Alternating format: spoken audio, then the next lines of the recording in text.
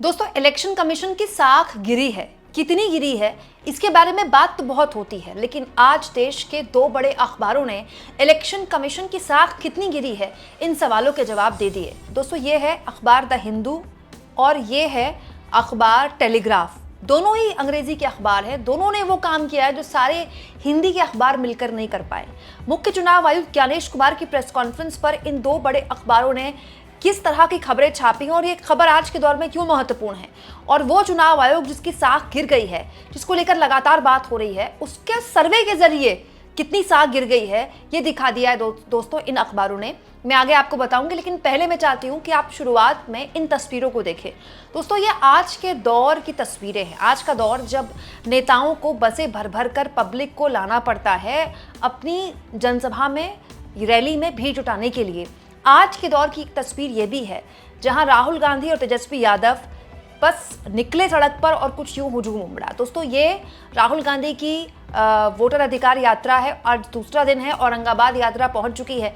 जरा आप इन तस्वीरों को देखिए, हर तरफ भीड़ ही भीड़ है, चौतरफा आपको लोगों के अलावा कोई दिखाई नहीं देगा। ये तब है दोस्तों जब भयानक गर्मी पड़ रही है। कोई ऐसा मौसम नहीं है कि नवंबर अक्टूबर का है, मौसम बढ़िया, अपना बाहर भी निकल रहे हैं तो धूप सेक रहे हैं। भयानक गर्मी पड़ रही है तो नेताजी तो बाहर निकल सकते हैं क्योंकि उनको वोट मांगना है, जनता भी बाहर निकल रही है, ये महत्वपूर्ण है। दोस्तों, मोस्टली जो भीड़ आप देखिए इनमें मोस्टली लोग आपको यूथ दिखाई देगा, युवा दिखाई देंगे। दोस्तों, यहाँ इस वीडियो के साथ साथ मैं आपको ये वीडियो भी शेयर करना चाहती हूँ। दोनों ही वीडियो कांग्रेस पार्टी द्वारा ही शेयर की गई हैं, लेकिन जरा आप इस वीडियो में देखिए, हर तरफ भीड़ ही भीड़ है। राहुल गांधी और तेजस्वी यादव की जो यात्रा का पहला दिन था, जरा आप देखिए रैली में कितने लोग जुटे थे। ये रैली की वीडियो है, आगे आइए यात्रा में कितने लोग जुटे थे। इतने लोग दोस्तों, इतने लोग। आज के दौर में कौन नेता है जो दावा कर सकता है कि वो इतनी भीड़ जुटा सकता है।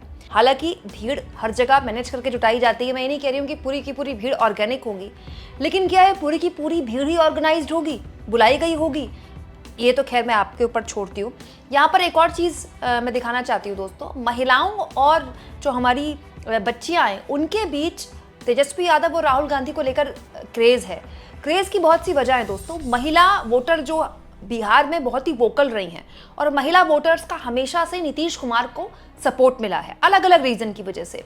उन्होंने जो बच्चियों को साइकिल बांटी दोस्तों, उसकी वजह से बच्चियां स्कूल ज़्यादा गईं, उसका एक बहुत बड़ा परिवर्तन बिहार के समाज में मिला। लॉ एंड ऑर्डर जब ठीक हुआ तो जाहिर तौर पर घर की महिलाएं सबसे ज़्यादा खुश होती हैं इससे, लेकिन हाल के सालों में लॉ एंड ऑर्डर को लेकर एक बार फिर सवाल खड़े हुए हैं। और जब ऐसे सवाल खड़े होते हैं तो वो महिला वोटर जो नीतीश कुमार की हमेशा से कट्टर समर्थक रही, नीतीश कुमार को वोट करती रही, क्या पलट सकती हैं, उसका एक एग्जाम्पल मैं चाहती हूँ कि आप इन तस्वीरों को देखें। दोस्तों, हेमंत राजौरिया ये एनबीटी के पत्रकार हैं, ये यही यात्रा कवर कर रहे थे। उन्होंने कुछ महिलाओं से बात की, आप देखिए महिलाओं के चेहरे पर काफ़ी खुशी आप कह सकते हैं। तेजस्वी यादव राहुल गांधी का स्वागत करने के लिए यहाँ पर महिलाएं चौराहे पर खड़ी हैं और फूल मालाएं लेकर, हालांकि हाथ में आरजेडी के झंडे हैं, तो ये बहुत संभव है कि आरजेडी की कार्यकर्ता हों, आरजेडी के संगठन से हों, लेकिन हाँ, ये देखा जा सकता है कि ज़मीन पर कम से कम महिलाओं के बीच तो एक उत्साह है ही। आज सुबह की भी तस्वीरें मैं आपको दिखाना चाहती हूँ, पत्रकार शकील अख्तर ने शेयर की इन तस्वीरें। इन तस्वीरों में आप देखिए बच्चियाँ राहुल गांधी और तेजस्वी यादव की यात्रा के स्वागत में खड़ी हुई हैं। यही नहीं दोस्तों, बच्चे भी राहुल गांधी के इस काफिले को देखकर किस तरह से उत्साहित थे। कांग्रेस पार्टी ने देखिए कि वीडियो शेयर की है। ये बच्चे हैं भाई, राहुल गांधी को देखने आए हैं। ये देखिए, ये जो बच्चे हैं ये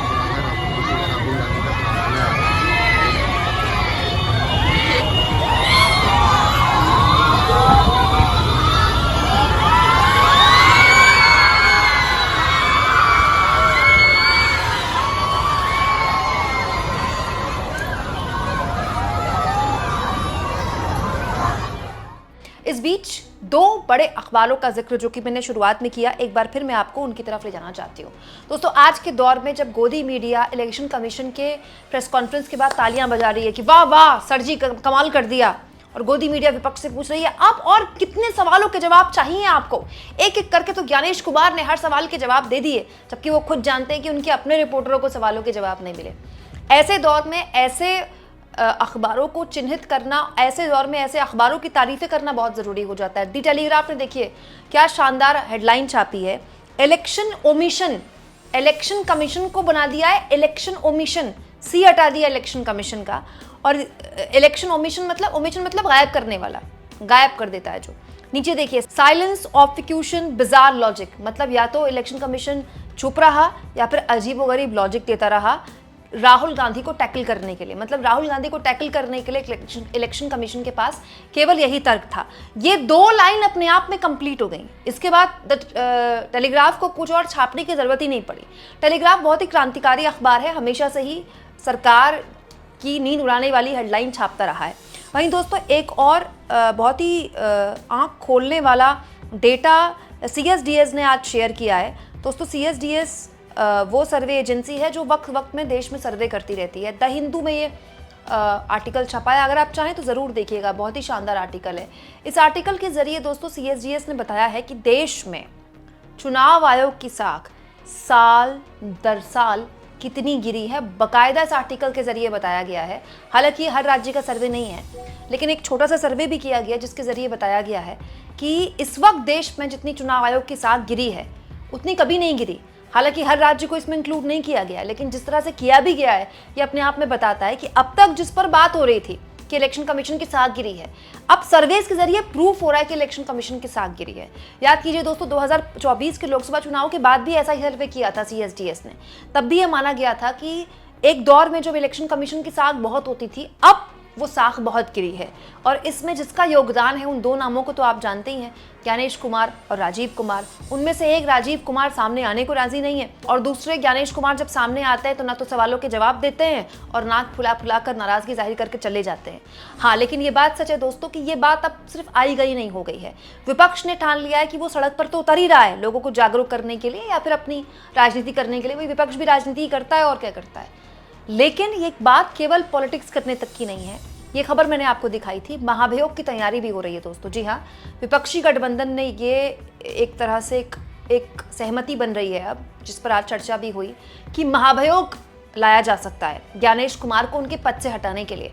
हालांकि ये कैसे पॉसिबल हो पाएगा तब जब थंपिंग मेजॉरिटी भी नहीं है इंडिया गठबंधन के पास, इस पर सबकी निगाहें रहेंगी जाहिर तौर पर।